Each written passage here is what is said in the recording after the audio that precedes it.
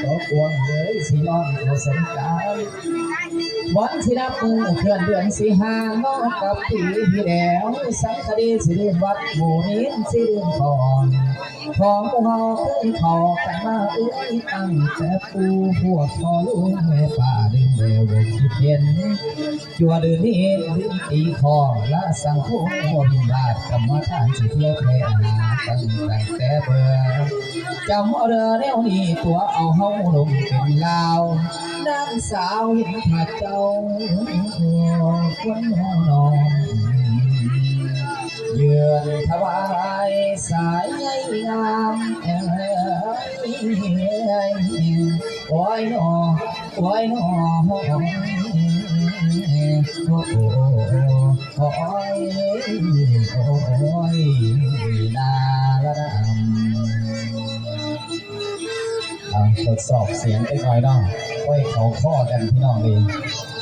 ทุกทางกันไล่ขึ้นไล่มือแล้วพอเป็นน้ำหลอกฉลองสงกรานต์ถือว่าวันนี้เจ้าภาพเจ้าศรัทธาเนาะผู้มีใจเดิมใส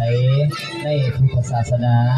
เลยแต่งกองท่านขึ้นทำท่านอันยิ่งใหญ่แสดงกองคาถาตั้งไว้หลายล้นมากมีลานสวรรค์เป็นเลยตั้งอยู่ที่โลกลงชุ่มเฮาแสดงทรงเอากองกุศลให้ถึงดวงวิญญาณผู้ที่ไกลไปแล้วโดยเฉพาะทานวันไส้นางภูคำก้องสวรรค์เพื่อได้เฮ็ดกองบุญขึ้นหนึ่งกองเพื่อทิศถึงดวงวิญญาณเมเทาโทนเนาะเพราะเทาโทนทรงให้ดวงวิญญาณของพ่อเทาโทนเฮ็ดกองบุญหนึ่งกองอุทิศให้แก่เมเท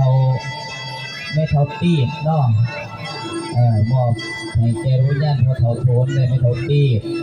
เอาขออ่านกันเด้อเสกสื่อเพิ่นและการศรัทธาครอบครัวผู้ที่สองก็คือทานนั่งบังใบเนาะพร้อมด้วยครอบครัวเฮ็ดกองบุญขึ้นหนึ่งกองอุทิศให้แก่ดวงวิญญาณท้าวสีฟ้องผู้เป็นผัวและครอบ